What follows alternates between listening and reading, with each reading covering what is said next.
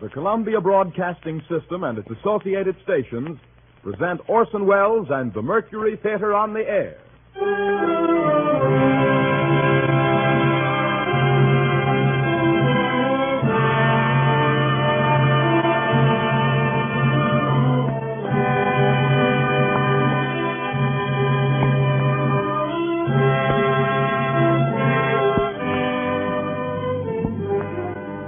Tonight, for the 20th broadcast in this series of great narratives dramatized, produced, and directed by Orson Welles, we turn again to one of the classics of the last century, The Pickwick Papers by Charles Dickens.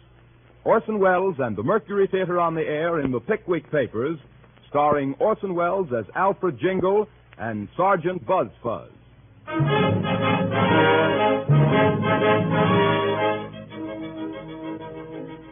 May the 12th, 1827. In special session of the Corresponding Society of the Pickwick Club, Samuel Pickwick, chairman, presiding. Unanimously resolved that the first expedition of the society be devoted to the study of the habits and customs of the landed gentry of southern England, in pursuance of which places are to be reserved on the Commodore coach bound from Golden Cross to Rochester, whence the party will proceed by carriage to the manor of Dingley Dell in the county of Suffolk, England. Signed, Samuel Pickwick, permanent chairman. Nathaniel Winkle, permanent vice chairman. Tracy Tupman, permanent honorary treasurer. Augustus Snodgrass, permanent secretary.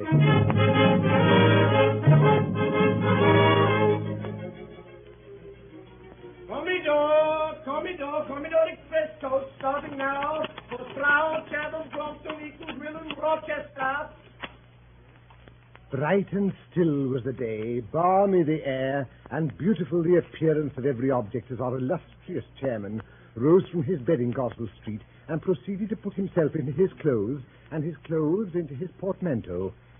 As he sat down to breakfast, a casual observer might possibly have remarked nothing extraordinary in the bald head and circular spectacles, which were intently turned towards the grilled kidney that lay on the plate before him.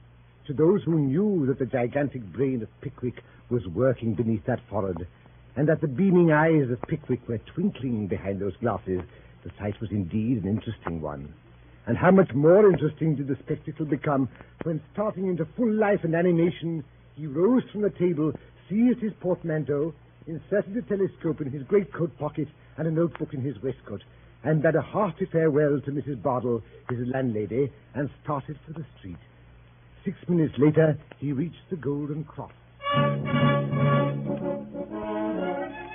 Commodore Express coach starting now for Slough, Chatham, Brompton, Eaglesville, and Rochester. Oh, bless me, that's our coach. This way, Mr. Pickwick, this way. Hurry there, hurry, Mr. Pickwick. Oh, Mr. Pickwick, Mr. Pickwick. There, my portmanteau, my portmanteau. Already seated in the coach was a tall, thin young man in a shiny green coat. It was buttoned closely up to his chin, and no old stock without a vestige of shirt ornamented his throat. His face was thin and haggard. Welcome, gentlemen. Welcome, entirely welcome. Charming company, pleasant journey, lots of room, brown paper parcel here, that's all. Other luggage gone by water, packing cases nailed up, big houses. Heavy, blasted heavy. A moment later, we came out under the low archway which formed the entrance to Holborn Bridge. Yes, sir. That's right. Take care of your heads. Terrible place, this. Dangerous work. Other day, 5 children. Mother, tall lady, eating sandwiches, forgot the arch. Crash, knocked. Children look around. Mother's head off. Sandwich in her hand. No mouth to put it in. Head of a family off. Shocking. Makes you think, eh, sir? Glad to meet you. Name is Jingle. Alfred Jingle. Yours, sir? Samuel Pickwick, sir. Philosopher, sir? An observer of human nature, sir. So am I. Most people are when they've little to do and less to get. Poet, sir? My friend, Mr. Augustus Snodgrass here, has a strong poetic turn. So have I. Epic poem, 10,000 lines, Revolution of July, composed on the spot. Mars by day, Apollo by night, bang the field piece, twang the lyre. You were present at that glorious scene, sir. Present? Snodgrass? Think I was. Fired a musket, fired with an idea, rushed into wine shop, wrote it down, back again, whiz, bang, another idea, wine shop again. again, pen and ink, back again, cut and slash. Noble time, sir. Sportsman, Mr. Pickwick? My friend, Mr. Nathaniel Winkle here, is a famous sportsman. Fine pursuit, sir, fine pursuit. Dog, sir? Not just now. You should keep dogs, Winkle. Fine animals, sagacious creatures. Dog of my own once. Pointer, surprising instinct. Out shooting one day, entering enclosure. Whistle, dog stopped. Whistled again. Ponto? No go. Stock still. Call it again. Ponto? Ponto? Wouldn't move. Dog transfixed. Staring at the board. Looked up, saw an inscription. Gamekeeper has orders to shoot all dogs found in his enclosure. Wouldn't pass it. Wonderful dog. Valuable dog, that, sir. Very. Singular circumstance, that, Mr. Jingle. Will you allow me to make a note of it? Certainly, sir, certainly. 100 more anecdotes, the same animal. Fine girl in that carriage, sir. Do you, favor the sex, sir? Mr. Tracy Tupman here. Oh, Mr. Jingle. Irresistible creatures. English girls, Tupman, not so fine as Spanish. Noble creatures, Spanish girls. Jet hair, black eyes, lovely forms. Sweet creatures, beautiful. You've been in Spain, sir? Lived there, ages. Many conquests, sir? Conquest, thousands. Don Bellaro Fisgig, grandee, only daughter, Donna Christina, splendid creature, loved me to distraction, jealous father, high-souled daughter, handsome Englishman, Donna Christina in despair, prussic acid, stomach pump in my portmanteau, operation performed, old Bellaro in ecstasies, consent to our union, join hands and flood of tears. Romantic story, very. Is the lady in England now, sir? Dead, sir, dead. Never recovered the stomach pump, undermined constitution, fell a victim. And her father? Remorse and misery, sudden disappearance, talk of the whole city, search made everywhere without success, public fountain in the great square suddenly ceased playing, weeks elapsed, still a stoppage, workmen employed to clean it, water drawn off, father-in-law discovered sticking headfirst in the main pipe with full confession in his right boot, took it out, and the fountain faded away again as well as ever. Will you allow me to note that little romance down, Certainly, sir, certainly. 50 more if you'd like to hear them. Strange life, sir, mine. Rather curious history. Not extraordinary, but singular. Very singular.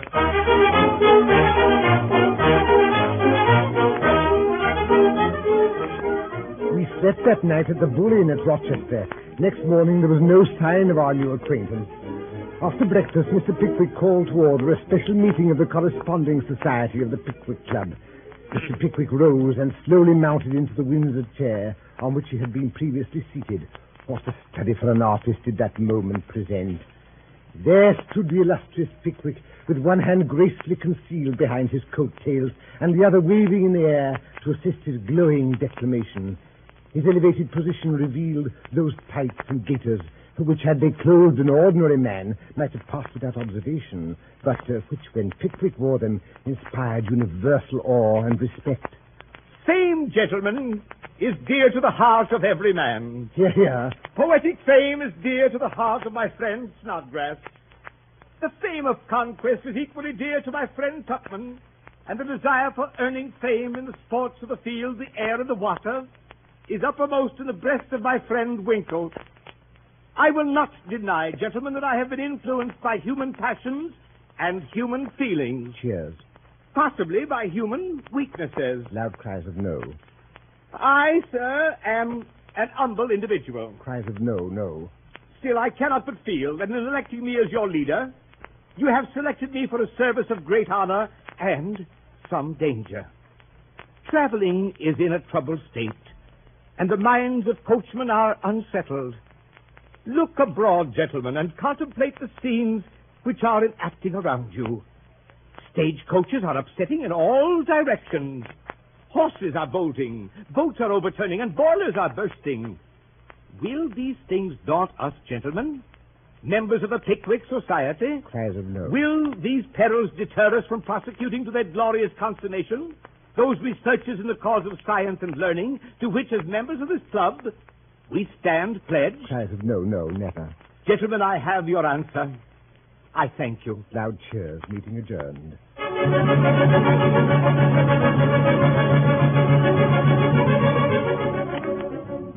It was late in the afternoon when we reached Dingley Dell. On the doorstep stood our host, Mr. Wardle. Beside him stood an enormous red-faced boy with his eyes closed. Hey there! Hello! Hello. Hello. Why, where have you been? We've been waiting for you all day. Well, you do look tired. Not hurt, I hope, eh? No? Well, I'm glad to hear that. Very, very glad to be sure. Joe! Wake up, Joe! Yes, sir. Let down the steps of the gentleman's shade. Yes, sir. Our friend Winkle had a little trouble. Unusually large horse. Spilt, eh, Mr. Winkle? Never mind. Common accident in these parts. Joe! Blast that boy, he's gone to sleep again. Hey, Joe! Joe! Oh, well, gentlemen, we'll soon have you put to rights. This way, welcome to Dingley Hall. Joe! Joe! Well, I'll be blowed if that boy hasn't fallen asleep again.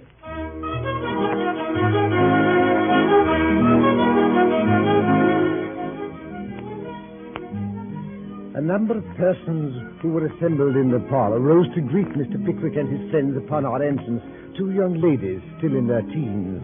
My daughters, gentlemen, my gals, these are Isabel and Emily, and that's my sister, Miss Rachel Wardle.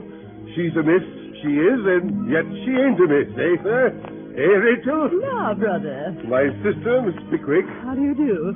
Mr. Snodgrass, my sister Rachel. How do you do? Mr. Winkle. How do you do? And Mr. Tupman, my sister Rachel. How do you do, Mr. Tupman? Charmed to make your acquaintance, ma'am. In the post of honor in the right-hand corner of the chimney-piece sat a very old lady with an ear trumpet in one hand and an orange in the other. Mr. Pickwick, Mother. I can't hear you.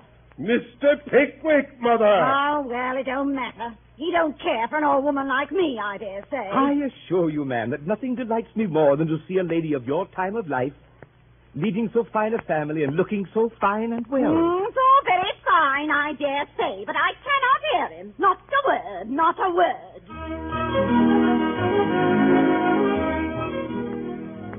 At the vast dinner table that night, Mrs. Wardle occupied one end of the table. At the other end sat Mr. Wardle and Mr. Winkle, myself between the two girls, and on the other side, Miss Rachel Wardle and Mr. Tupman. Do you think my niece is pretty, Mr. Tupman? Oh, I should if their aunt wasn't here. You naughty man. But really, if their complexions were a little better, don't you think they'd be nice-looking girls by candlelight? Oh, yes, I think they would. Oh, you quiz. I know what you were going to say. What, ma'am? You were going to say that Isabel stoops. I know you were. You men are such observers. Well, so she does. It can't be denied. I often tell her that when she gets a little older, she'll be quite frightful. Well, you are a quiz. What a sarcastic smile you have, Mr. Tupman. I declare I'm quite afraid of you. Afraid of me, ma'am? Oh, you can't disguise anything from me.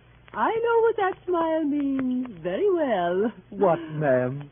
You mean that you don't think Isabel's stooping is as bad as Emily's boldness. Well, she is bold. You cannot think how wretched it makes me sometimes. I'm sure I cry about it for hours together. Oh, Mr. Tupman, I know what you're thinking now. Oh, Joe, wake up, Joe. Oh, Mr. Snodgrass, you're closest to him. Be good enough to pinch him, sir. In the leg, if you please. Nothing else quite wakes him up. Oh, thank you. Joe, open another bottle of wine and pass it to the gentleman. Joe! Yes, sir. Are you awake? Yes, sir. Blast the boy. Very extraordinary boy, that. Does he always sleep in this way?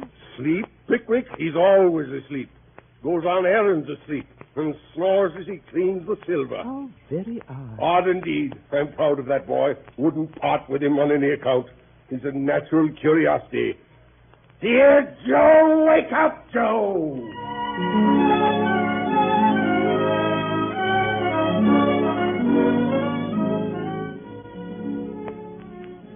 Next morning, when our chairman awoke, the rich, sweet smell of the hayricks rose to his chamber window, and all around he heard the birds singing. Hello! Hey, Pickwick! Hello! How are you? Wardle! Is that you? I'm out in the garden. Beautiful morning. Make haste. Come down. Come out. I say! Yes? What's going on? What are you doing with that gun under your arm? Why, your friend Mr. Winkle and I are going rook shooting before breakfast. He's a very good shot, ain't he?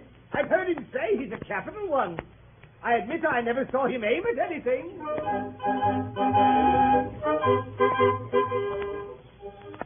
Now then, all ready, Winkle? I say, wait a minute. What are those boys doing climbing those trees? Only to stop the game. To what? Why, in plain English, Mr. Tupman, to frighten the rooks. Oh, is that all? Very well. Shall I begin, Mr. Winkle? If you please. Stand aside, then. Now for it. Oh, hey, you got one, sir. Take him up, Joe.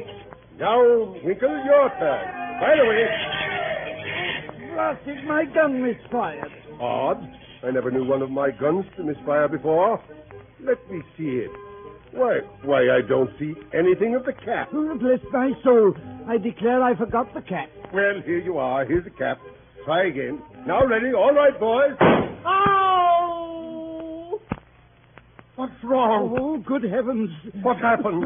I'm not sure, Mr. Wardle, but I think I've just killed Mr. Tupman.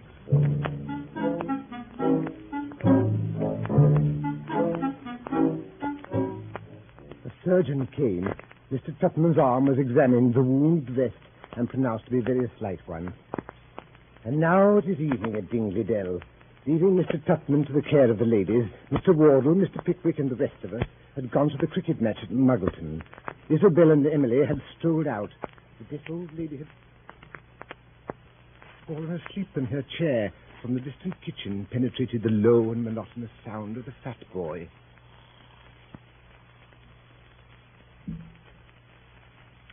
Mr. Tupman. Miss Wardle, you are an angel. Mr. Tupman. Nay, I know it but too well. All women are angels, they say. Then what can you be? Or to what, without presumption, can I compare you, Miss Wardle?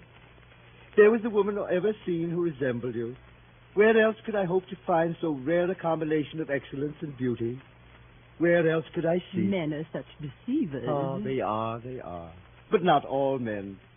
There lives at least one being who can never change. One being who would be content to devote his whole existence to your happiness. Who lives but in your eyes. Who breathes but in your smiles. Who bears the heavy burden of life itself. Only for you, Miss Wardle. Could such an individual be found? Ah, but he can be found. He is found. He is here, Miss Wardle, on his knees at your feet. Mr. Tupman, rise. Never. Oh, Rachel. Rachel. Oh, Rachel. Say you love me. Mr. Tupman, I can hardly speak the words, but you are not entirely indifferent to me. Rachel.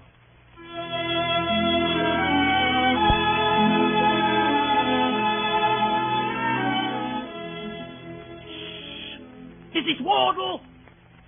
Mrs. Wardle! Oh, gracious. What is it, Joe? Oh, Mrs. Now, Joe, I'm sure I've always been a good mistress to you, Joe. You've invariably been treated very kindly. You've never had too much to do, and you've always had enough to eat. I know he has. But, oh, Mrs. Then what can you want to do now? I wants to make your flesh creep. What do you think I see in the arbor just now? Bless us, what? The strange gentleman, him as had his armor, a-kissing and a-hugging. Oh, Joe. None of the servants, I hope. Worse than that. Not one of me granddaughters. Worse than that. Worse than that. Who was it, Joe? Miss Rachel. What? Speak louder. Miss Rachel. My daughter? And she suffered it? Yes, ma'am, and what's more, I see her a-kissing of him again. Oh!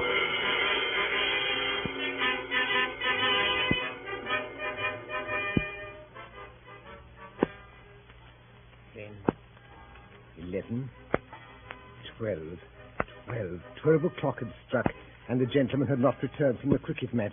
Consternation reigned at Dingley Dell.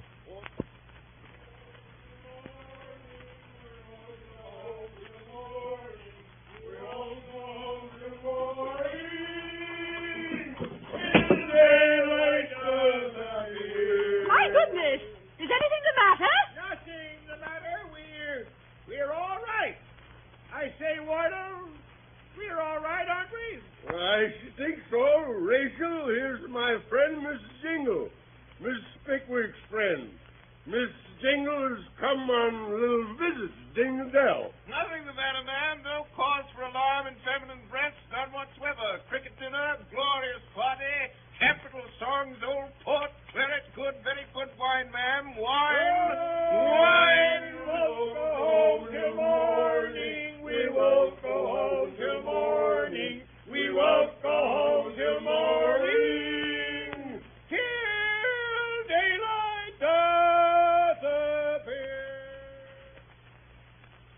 Early next morning, Mr. Jingle arose. Since none else in the house was about at that hour, he had the honor of breakfasting alone with Mrs. Wardle. Of what transpired between them, nothing is known, but this much is known, that later that morning, finding the door to the parlor partially open, he peeped in. Miss Rachel, forgive intrusion, short acquaintance, no time for ceremony. All discovered. Sir? Hush. Large boy, dumpling face, round eyes, Joe, treacherous dog, overheard everything. Told the old lady furious, wild, raving, Arbor, Tupman, kissing and hugging, all that sort of thing, eh, ma'am, eh? Mr. Jingle, if you have come here, sir, to Not at insult all, me... not at all, by no means. Old lady told me over scrambled eggs, came to warn you of your danger, tender services, prevent the hubbub. Never mind, think it an insult, leave the Oh, room. dear, what shall I do? My brother will be Of furious. course he will, outrageous. Oh, Mr. Jingle, what can I say? Things dreamt it, nothing more easy. Blackguard boy, lovely woman, fat boy, horsewhipped, you believed, end of matter, all comfortable. Oh. You seem unhappy, Mr. Jingle. May I not inquire into the cause? Unhappy cause and your love bestowed upon a man who is insensible to the blessing who even now, but no, he is my friend. I will not expose his vices. Miss Wardle, farewell. Stay, Mr. Jingle. You have made an allusion to Mr. Tupman. Explain it. Never. Mr. Jingle, I entreat, I implore you, if there is anything dreadful mystery connected with Mr. Tupman, reveal it. Can I see lovely creatures sacrificed at the shrine, heartless avarice? Tupman, madam, only wants your money.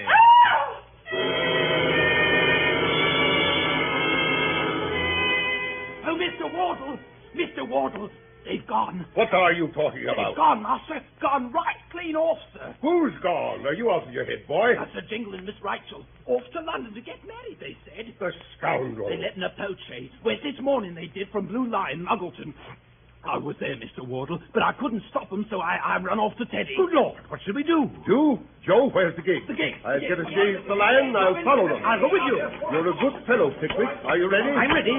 All right, here's the gig, sir. Ready to go. Come on, Pickwick. We'll catch 'em this side of London, or we'll break our necks trying.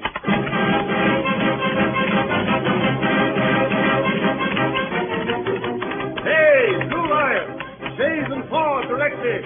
Out with them, hurry! Right you are, Mr. Wardle. Now, boys, chase and four out. Make tight. Put the line there. How much are they ahead? Oh, about 2 hours. Which way did they go? London Road, sir. London Road. In you get, Pickwick. Off with you, coachman. The 7-mile stage is less than a half an hour, and the guinea's yours.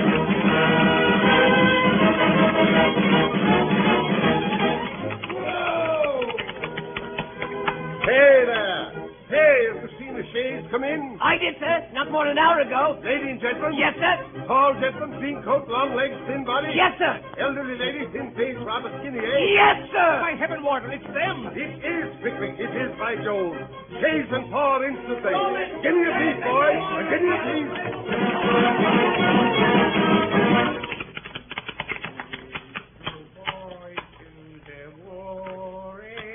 Hey there. Boots. Boots. Yes, sir. Is this the White Hart Inn? It is, sir. This is a curious old place of yours, my friend. If you'd sent word you was a-coming, we'd had it repaired. The fact of the matter is that if you'll stop polishing those boots for a minute and answer our questions, you won't regret it. Won't regret it, eh? We want to know who you got stopping here at present. Who we got stopping here? Well, there's a wooden leg in number 6. There's a pair of Essians in 13. There's 2 pair of half shoes in the commercial. There's easier painted tops in the snuggery inside the bar. And 5 more tops in the coffee room. Nothing more. Hey, stop a bit. Yes, there's a pair of Wellingtons, a good deal worn, and a pair of ladies' shoes in number 5. Come in less than an hour ago. What sort of shoes? Country make. Any maker's name? Brand. Whereof? Muggleton. Muggleton? It is them. Pickwick, we've found them. Yeah, easy there. The Wellingtons went out half hour ago. The doctor's comings. Come back with a license. With the license? Then we're just in time. Come on. Show us the room, Boots. Weller's the name, sir. Sam Weller. Well, here's a sovereign, Weller. You see this? I do, sir. Show us into that room at once without announcing us, and it's yours. Understand? Right to the trivet. This way, gentlemen. What is it? It's me. Open the door. Open the door, Rachel. We break it in. Ah! Oh, you're a nice scoundrel, aren't you, Jingle? I'll have you prosecuted, indicted. I'll ruin you. You hear? And you, Rachel, at a time of life when you ought to know better. What do you mean by running away with a vagabond, disgracing your family, and making yourself miserable? Get on your bonnet, quickly. Do nothing of the kind, my dear, nothing of the kind. Leave the room, sir. No business here. Ladies free to act she pleases. More than 1 in 20. More than 1 in 20, more than 1 in 40. I'm not. You are. You're 50 if you're an hour. Oh! As for you, Jingle, I've a good mind to break every bone in your body. Idle threats, sir, idle threats, impetuous nature. Mr. Wardle, you and I, men of the world, one thing another. Do sit down, sir. Humble lodgings, talk it over. Pro and con. Surely, Mr. No Wardle. compromise with the likes of you, sir. One moment, Pickwick. Mr. Jingle, how much will you take? 50 pounds? It won't do. Not half enough. Think it over. There's a great deal to be done with 50 pounds, my dear sir. More to be done with 150. Won't waste time in splitting straws. Say 70. Won't do, sorry. 80. I'll write you a check at once. Won't do.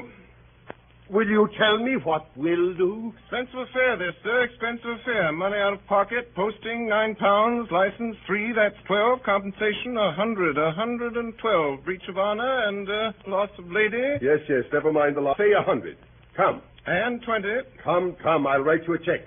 I'll make it payable the day after tomorrow, and we can get her away meanwhile. I'm writing you a check for £100. 120. Very well, then, 120. Here you are. And mind you, Pickwick, that nothing should have induced me to make this compromise, not even regard for my family, if I hadn't known that the moment this man gets any money in that pocket of his, he'll go to the devil faster, if possible, than he would without it. And now, sir, will you leave this house? Off directly. Bye-bye, Wardle. Bye-bye, Pickwick. Here's the license. Get the name altered. Take home the lady. Do for Topman.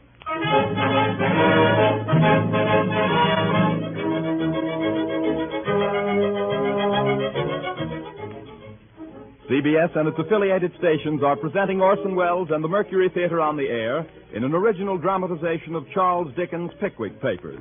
We pause a moment now for station identification. This is the Columbia Broadcasting System.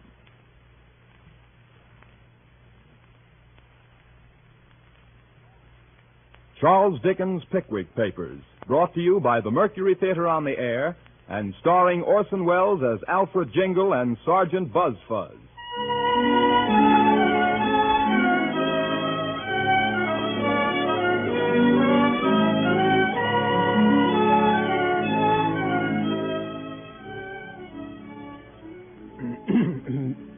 August the 25th, 1827. Mr. Pickwick's apartments in Goswell Street, although on a limited scale, were particularly adapted for the residence of a man of our chairman's genius and observation. There were no children in the house, no servants, no fowls.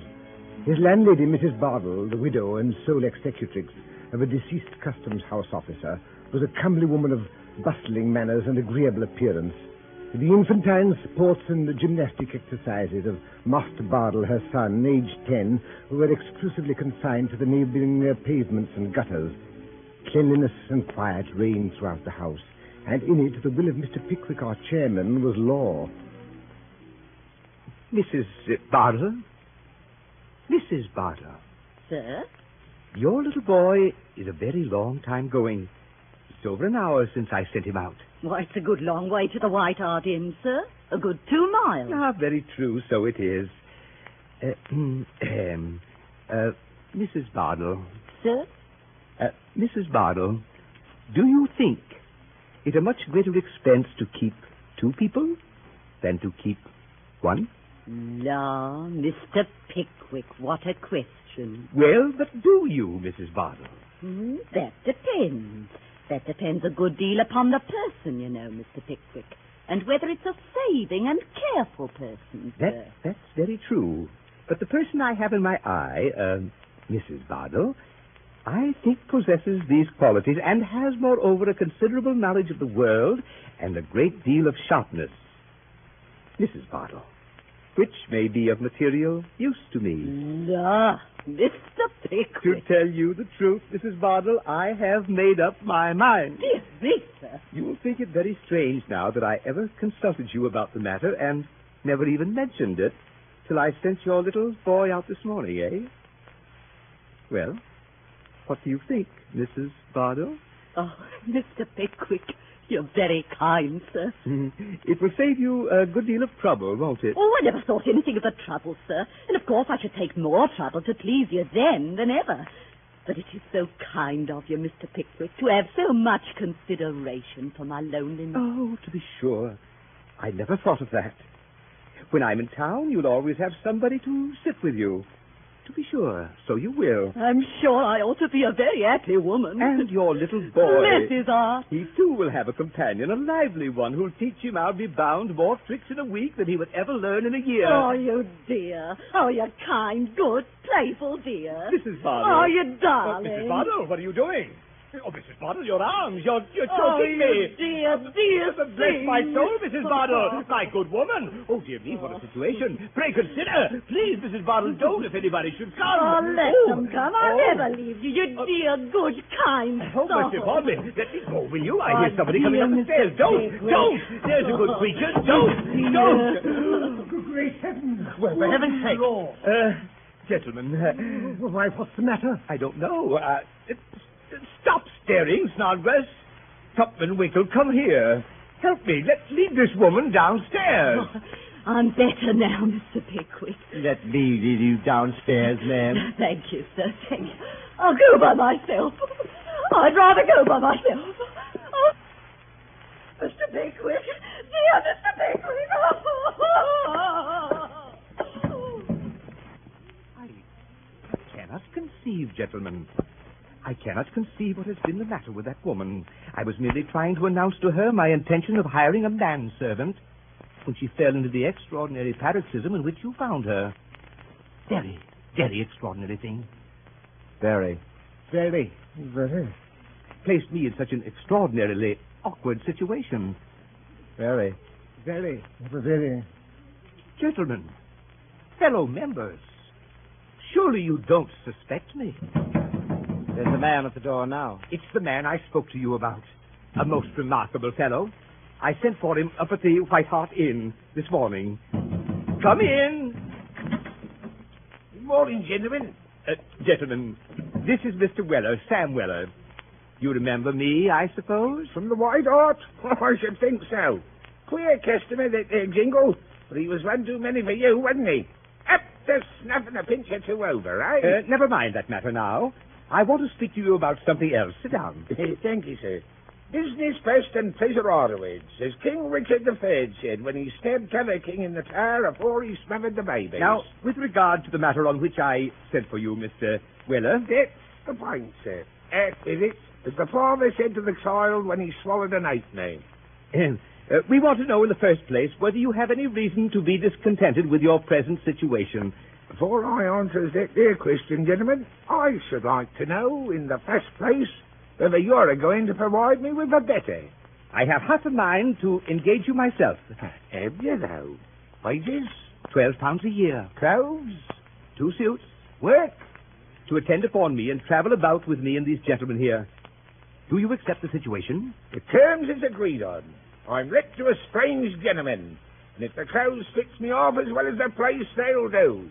Take the bill, Dan.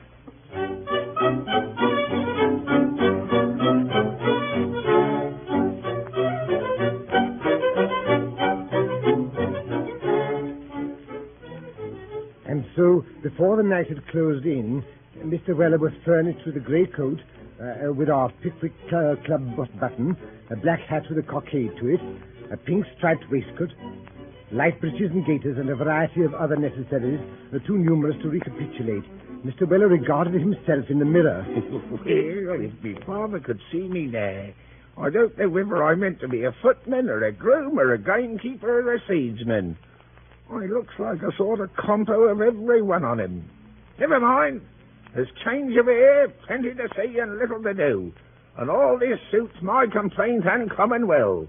So long life to the Pickwicks, says I.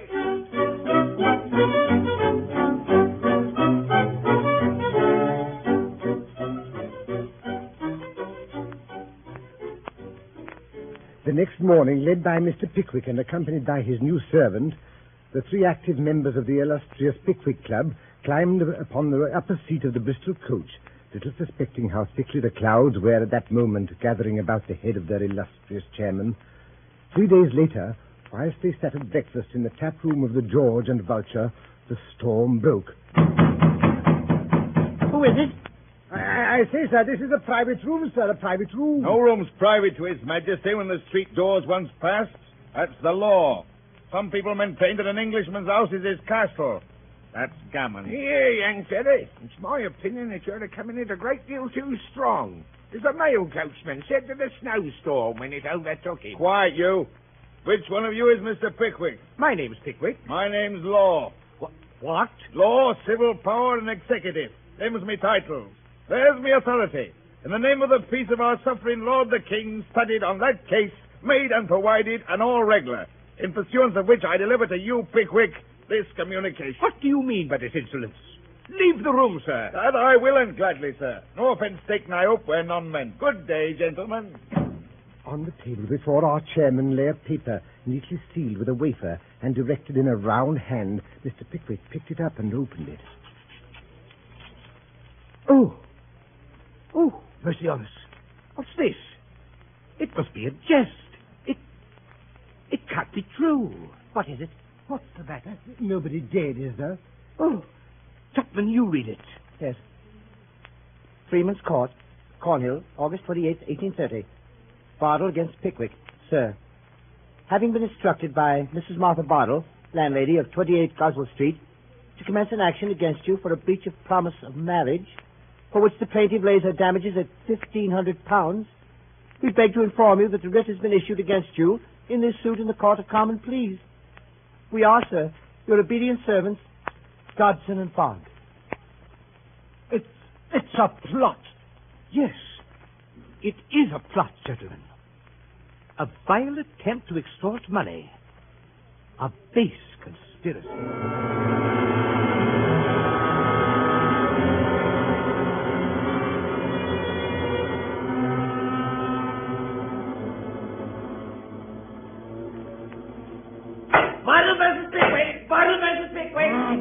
Sergeant Busford.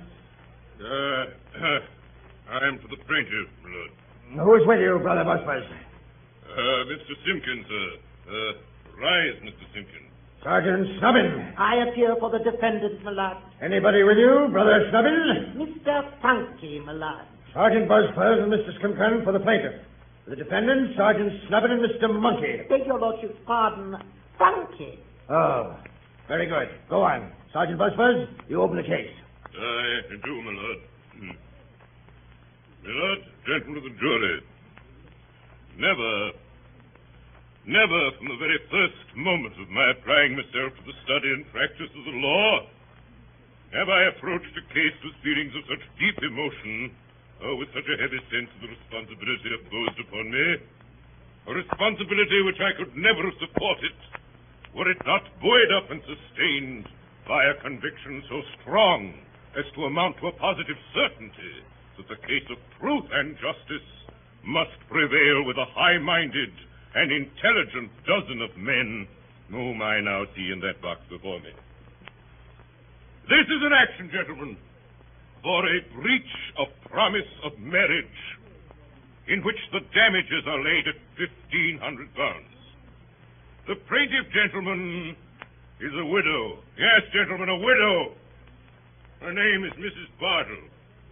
The late Mr. Bardell, after enjoying for many years the esteem and confidence of his sovereign, as one of the guardians of his royal revenues, glided almost imperceptibly from the world to seek elsewhere for that repose and peace which a custom house can never afford. Some time before his death, he had stamped his likeness upon a little boy. With this little boy, the only pledge of her departed exciseman, Mrs. Bardell shrunk from the world and courted the retirement and tranquility of Goswell Street. And here she placed in her front parlor window a written placard bearing the inscription, "Apartments furnished for a single gentleman. Inquire within." I entreat the attention of the jury to the wording of this document. Apartments furnished or a single gentleman. Mrs. Bardell's opinions of the opposite sex, gentlemen, were derived from a long contemplation of the inestimable qualities of her lost husband. She had no fear, she had no distrust, she had no suspicion. All was confidence and reliance. Mr. Bardell, said the widow, Mr. Bardell was once a single gentleman himself. To single gentlemen, I look for protection, for assistance, for comfort, and for consolation. In single gentlemen, I shall perpetually see something to remind me of what Mr. Bardell was when he first won my young and untried affections. To a single gentleman, then, shall my lodgings be let. Actuated by this beautiful and touching impulse, the lonely and desolate widow dried her tears, furnished her first floor, caught the innocent boy to her maternal bosom, and put the bill up in her parlor window. Did it remain there long? No. No, the serpent was on the watch. The train was laid. The mine was preparing. The sapper and miner were at work. Before the bill had been in the parlor window, 3 days, gentlemen.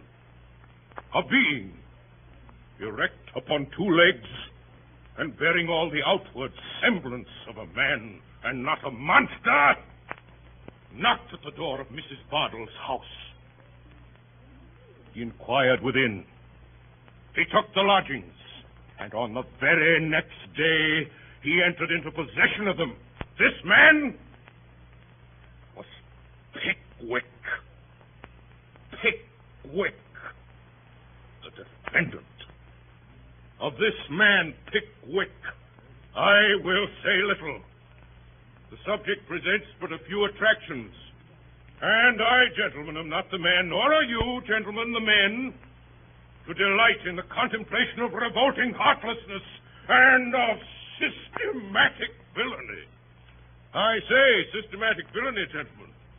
And when I say systematic villainy, let me tell the defendant, Pickwick, if he be in court, as I am informed he is, and that it would have been more decent in him, more becoming, in better judgment, and in better taste, if he had stopped away. Let me tell him, gentlemen, that any gestures of dissent in which he may indulge in this court will not go down with you.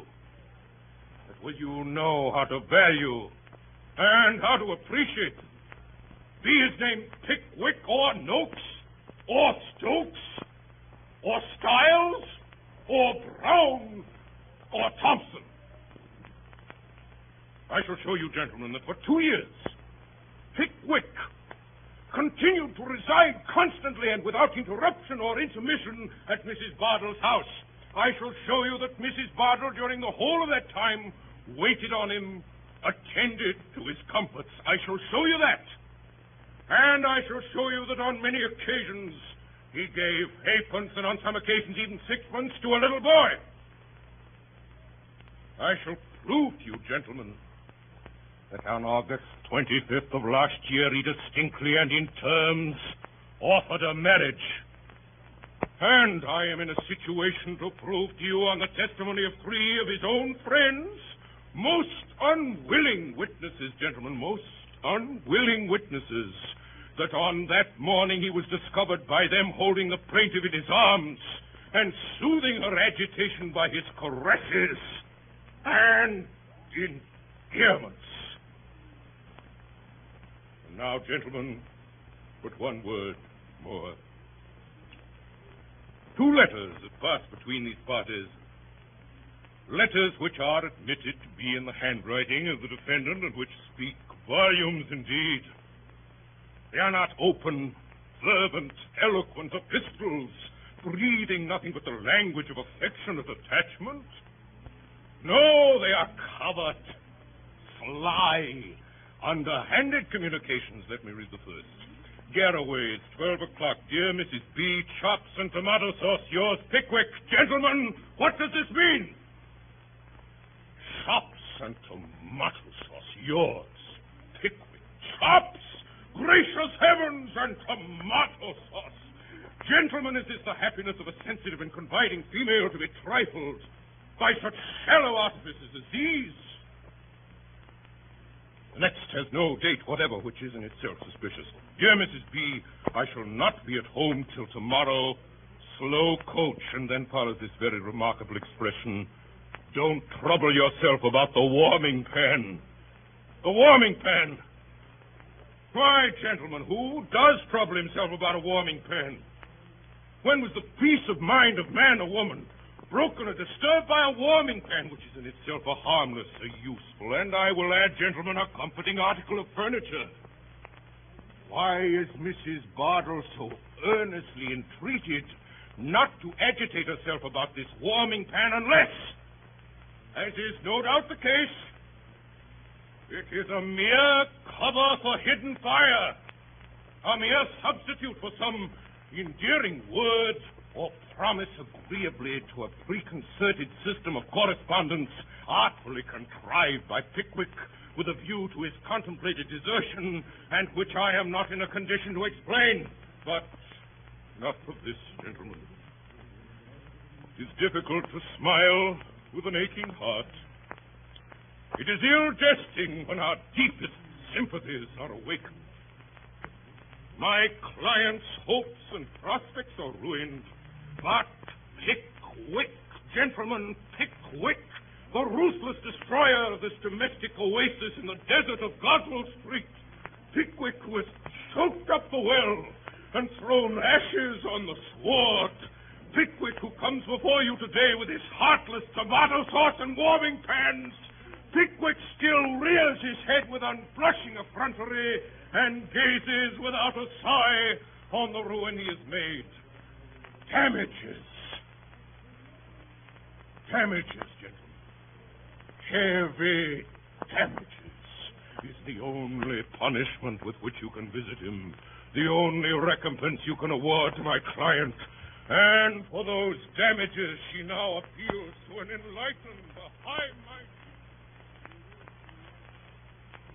a rightful feeling, a conscientious, a dispassionate, a sympathizing, a contemplative jury of her civilized countrymen.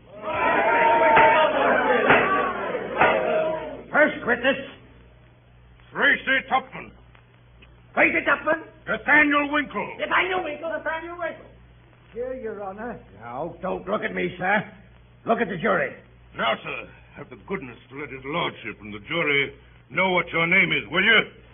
Winkle. What's your Christian name, sir? Nathaniel, sir. Daniel? Any other name? Nathaniel, sir. My lord, I mean. Nathaniel Daniel or Daniel Nathaniel? No, my lord. Only Nathaniel. Not Daniel at all. What did you tell me it was Daniel for, then, sir? I didn't, my lord. You did, sir. How could I put Daniel down in my notes unless you told me so, sir? I don't know, Your Honor. You'd better be careful, sir. Now, Mr. Winkle, attend to me if you please, sir. And let me recommend you, for your own sake, to bear in mind his lordship's injunction to be careful. I believe you are a particular friend of Pickwick, the defendant. Are you not? I have known Mr. Pickwick now as well as I recollect at this moment. Pray, Mr. Winkle, do not evade the question. Are you or are you not a particular friend of the defendant? I just about... Will you or will you not answer the question, sir? If you don't answer the question, you'll be committed, sir. Come, sir, yes or no, if you please. Yes, I am. Yes, you are. Why couldn't you say so at once, sir? Perhaps you know the plaintiff, too, eh, Mr. Winkle? I don't know her. I have seen her. Oh, you don't know her, but you've seen her. Now have the goodness to tell the gentlemen of the jury what you mean by that, Mr. Winkle. I mean that I am not intimate with her, but I have seen her when I went to call on Mr. Pickwick in Goswell Street. Pray, Mr. Winkle, do you remember calling on the defendant Pickwick at these apartments in the plaintiff's house in Goswell Street on one particular morning in the month of August last? Yes, I do. Were you accompanied on that occasion by a friend of the name of Tupman and another by the name of Snodgrass? Yes, I was. Are they here? Yes, they Pray are. attend to me, Mr. Winkler, never mind your friends. Now, sir, Tell the gentlemen of the jury what you saw on entering the defendant's room on this particular morning. Come, out with it, sir. We must have it sooner or later. The defendant, Mr. Pickwick, was holding the plaintiff in his arms with his hands clasping her waist, and the plaintiff appeared to have fainted away. Did you hear the defendant say anything? I heard him call Mrs. Bardell a good creature, and I heard him ask her to compose herself. For what a situation it was if anybody should come, or words to that effect. Now, Mr. Winkle, I have only one more question to ask you, and I beg you to bear in mind his lordship's caution. Will you undertake to swear that Pickwick, the defendant, did not say on the occasion in question, "My dear Mrs. Bardell, you're a good creature. Compose yourself to this situation, for to this situation you must come," or words to that effect? I didn't understand him so, certainly. I was on the staircase and couldn't hear distinctly. The impression on my mind... The gentlemen of the jury want none of the impressions on your mind, Mr. Winkle, which I fear would be of little service to honest, straightforward men. You were on the staircase and didn't distinctly hear, but you will not swear that Pickwick did not make use of the expressions I've quoted? Do I understand that? No, I will not. That is all, Your Honor. Call Samuel Weller. Samuel Weller! Samuel Weller? Witness. Yes, me lord? What's your name, sir? Sam Weller, me lord. You spell it with a V or a W? It depends upon the taste and fancy of the speller, me lord. I never had occasion to spell it more than once or twice in my life. But I spells it with a V. Quite right too, Sammy Bill, quite right. Put it down a V, me lord. Put it down a V. Who is that? Who dares to address the court? Usher! Usher! Yes, my lord. Bring that person here instantly. Yes, my lord. Witness, do you know who that was?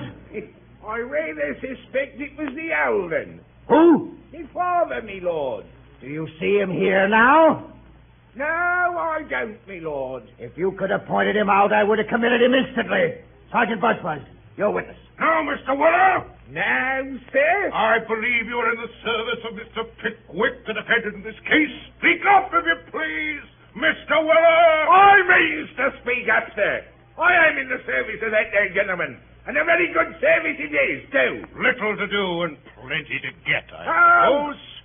Quite enough to get, sir. As the soldier said when they ordered him 350 less. You must not tell us what the soldier or any other man said, sir. It's not evidence. Very good, me lord. Do you recollect anything particular happening on the morning when you first engaged by the defendant?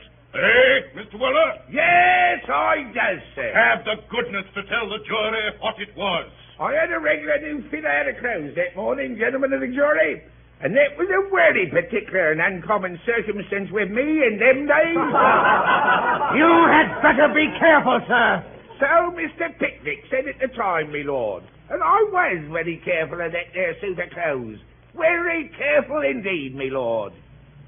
Do you mean to tell me, Mr. Weller, that you saw nothing of this fainting on the part of the plaintiff in the arms of the defendant, which you have heard described by the witnesses? Certainly not. I was in the passage till they called me up, and then the old lady wasn't there. Now attend, Mr. Weller. You were in the passage, and yet saw nothing of what was going forward. Have you a pair of eyes, Mr. Weller? Yes, I have a pair of eyes, and that's just it. If they was a pair of patent double-million magnifying gas microscopes of extra power, perhaps I might be able to see through a flight of stairs and a deal door. But being only eyes, you see, my vision's limited. Now, Mr. Weller, I'll ask you a question on another point, if you please. If you please, sir. Do you remember going up to Mrs. Bardell's house one night in August last? Oh, yes, very well. Oh, you do remember that, Mr. Weller. I thought we should get at something at last. I rather thought that too, sir. Well, I suppose you went up to have a little talk about this trial, eh, Mr. Weller? I went up to pay the rent, but we did get a talking about the trial. Oh, you did get a talking about the trial. Now, what passed about the trial? Will you have the goodness to tell us, Mr. Weller? With all the pleasure in life, sir.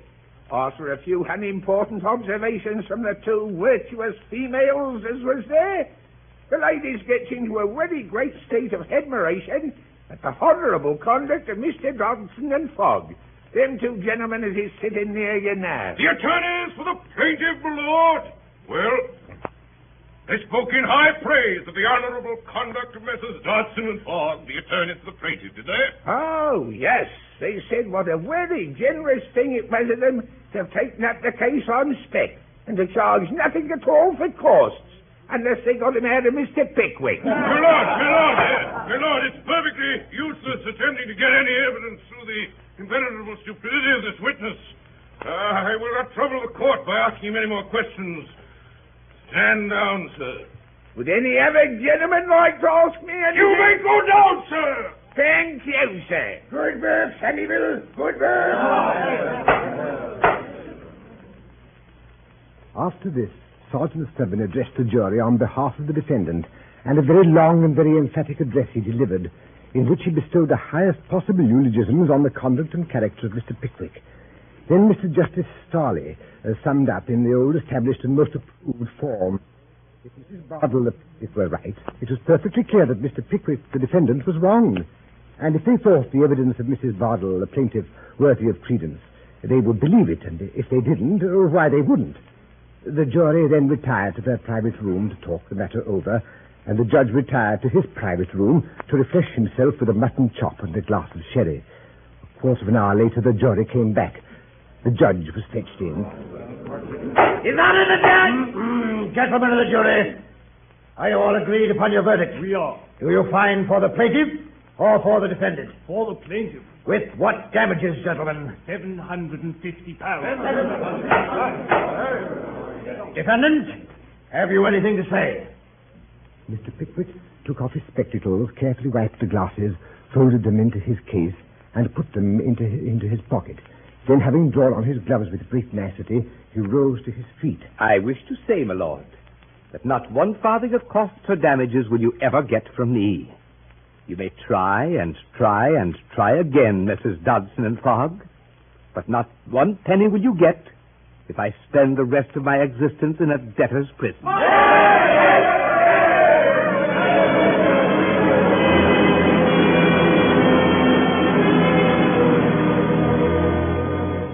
Sad days followed for the Pickwickians. With their leader in jail, the club suffered from internal dissensions. Our meetings were rare and melancholy. And then at last there dawned a glorious day. On November the 4th, 1828, Mr. Pickwick and his servant Weller emerged from the fleet. On November the 5th, the members of the Pickwick Club once more gathered together at the feet of their illustrious leader, heard him deliver upon that joyful occasion an oration which has been carefully preserved in the minutes of the society. Gentlemen, Cheers. fellow members, Loud cheers.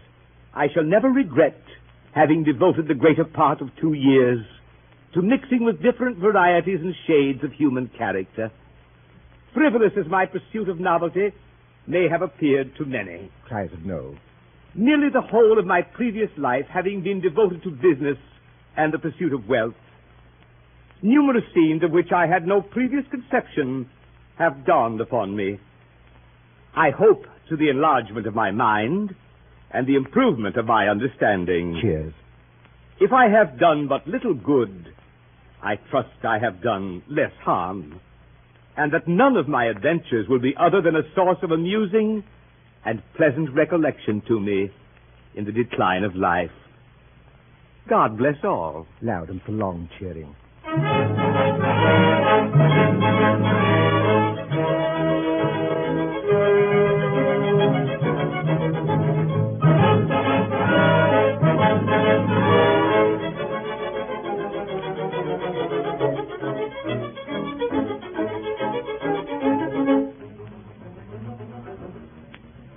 Tonight, the Columbia Broadcasting System and its affiliated stations have brought you a Mercury Theater on the Air production of The Pickwick Papers by Charles Dickens. The adaptation for radio was made by Orson Welles, who also directed the entire production. This has been the 20th in the weekly CBS series featuring this brilliant Broadway company in dramatized narratives from the world's great literature. In the cast tonight was Samuel Pickwick, played by that unstarred star of the Mercury Theater on the Air, Mr. Ray Collins. Augustus Snodgrass, by Mr. Alfred Shirley. Mr. Tracy Tupman, he of the excruciatingly warm heart, and Mr. Frank Reddick. Nathaniel Winkle, the huntsman, Mr. William Podmore, Mr. Wardle, Mr. William Pringle. Joe, the fat boy who always slept, was Elliot Reed. Rachel, the spinster sister of Mr. Wardle, was Mary Wicks. Sam Weller was Mr. Eustace Wyatt. Mrs. Bardell, Brenda Forbes, Mr. Fogg, McGregor Gibbs, Sergeant Snubbins, Edgar Beria, and finally Sergeant Buzzfuzz and Mr. Jingle, whom you probably recognize. The orchestra was directed by Bernard Herrmann, and Davidson Taylor supervised the production for CBS.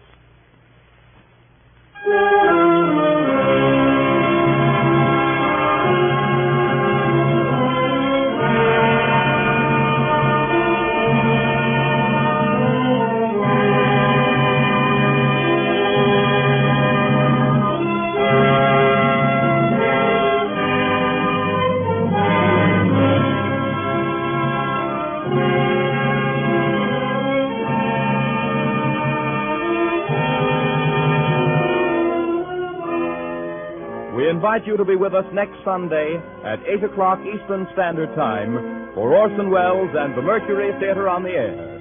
Dan Seymour speaking. This is the Columbia Broadcasting System.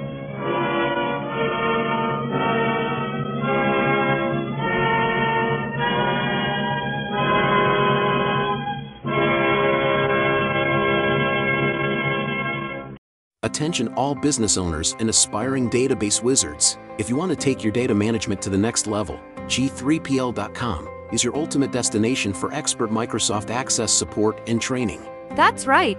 G3PL.com believes that every successful database journey starts with a dedicated individual guiding you to success. That's why we're proud to introduce G3PL.com, a Microsoft Access expert. Whether you're just starting or looking to enhance your access skills, G3PL.com's personalized training will set you on the path to mastery. G3PL will be with you every step of the way, providing hands-on guidance and real-world examples. But don't just take our word for it. Hear what a satisfied client has to say. Thanks to G3PL.com, I've become a Microsoft Access Pro. The personalized training was exactly what I needed. I learned to create and optimize databases, run powerful queries, and automate tasks with VBA. Now, I'm confidently handling complex projects with ease. It doesn't stop there.